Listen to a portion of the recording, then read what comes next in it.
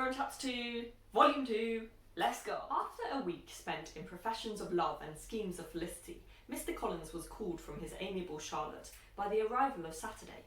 The pain of separation, however, might be alleviated on his side by preparations for the reception of his bride, as he had reason to hope that shortly after his next return into Hertfordshire, the day would be fixed that was to make him the happiest of men.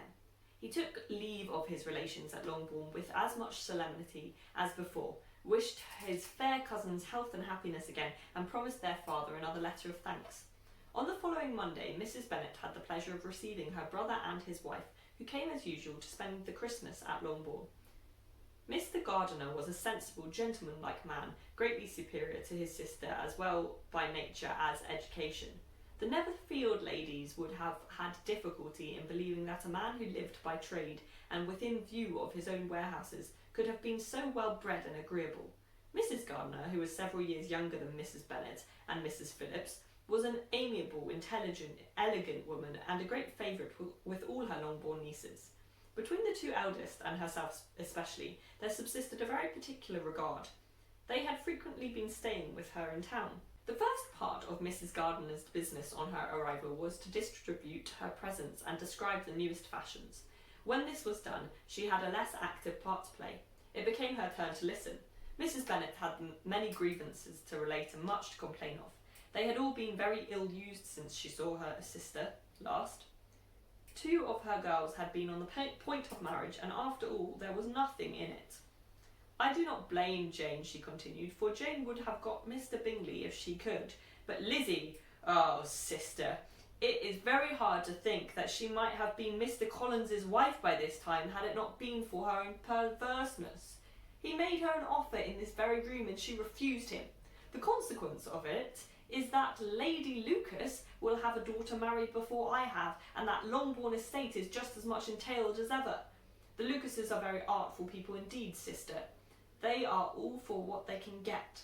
I am sorry to say it of them, but so it is. It makes me very nervous and poorly to be thwarted so in my own family, and to have neighbours who think of themselves before anybody else. However, your coming just at this time is the greatest of comforts, and I am very glad to hear what you tell us of long sleeves. Mrs. Gardiner, to whom the chief of this news had been given before in the course of Jane and Elizabeth's correspondence with her, made her sister a slight answer, and in comparison to her nieces turned the conversation. When alone with Elizabeth afterwards, she spoke more on the subject. "It seems likely to have been a desirable match for Jane," said she. "I'm sorry it went off, but these things happen so often.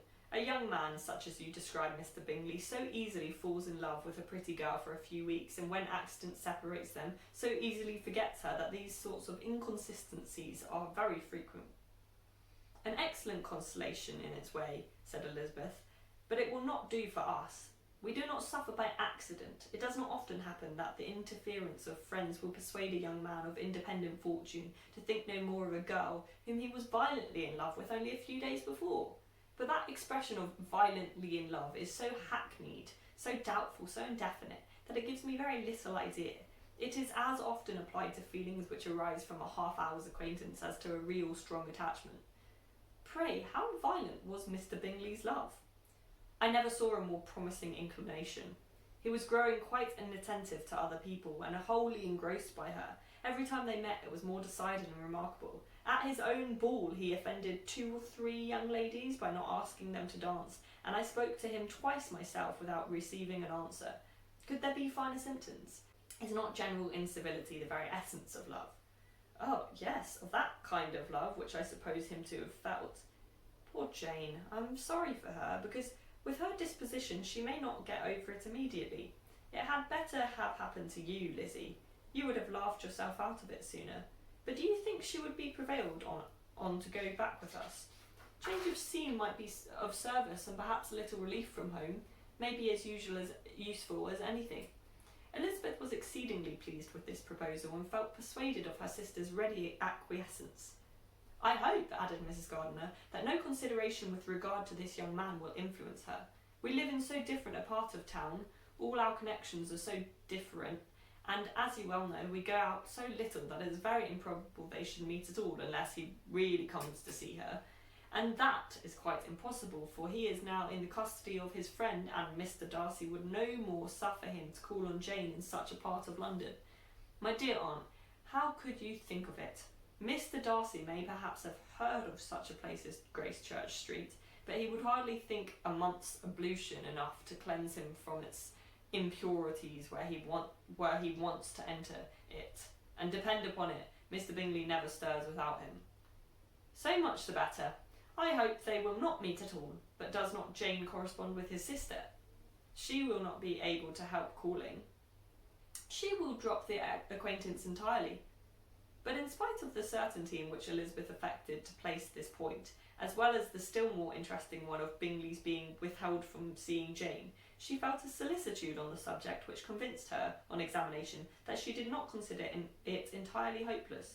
It was possible, and sometimes she thought it probable, that his affection might be reanimated and the influence of his friend successfully combated by the more natural influence of Jane's attractions.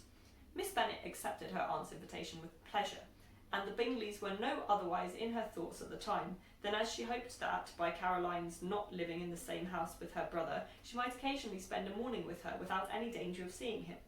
The Gardiners stayed a week at Longbourn, and what with the Phillipses, the Lucases, and the officers, there was not a day without its engagement. Mrs. Bennet had so carefully provided for the entertainment of her brother and sister that they did not once sit down to a family dinner. When the engagement was for home, some of the officers always made part of it, of which officers Mr. Wickham was sure to be one, and on these occasions Mrs. Gardiner, rendered suspicious by Elizabeth's warm commendation of him, narrowly observed them both.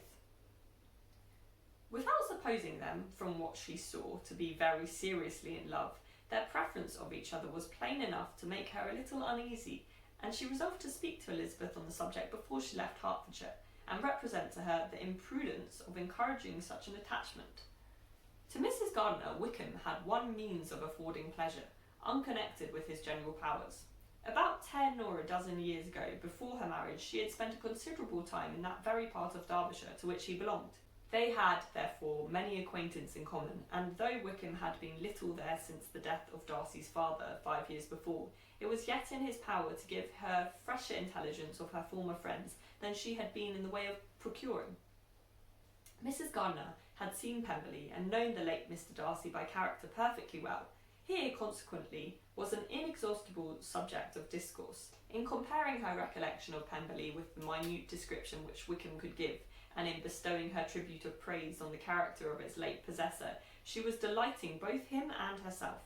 On being made acquainted with the present Mr. Darcy's treatment of him, she tried to remember something of that gentleman's reputed disposition when quite a lad, which might agree with it, and was confident at last that she recollected having heard Mr. Fitzwilliam Darcy formerly spoken of as a very proud, ill-natured boy. That's the end of chapter 2. Come back for chapter 3.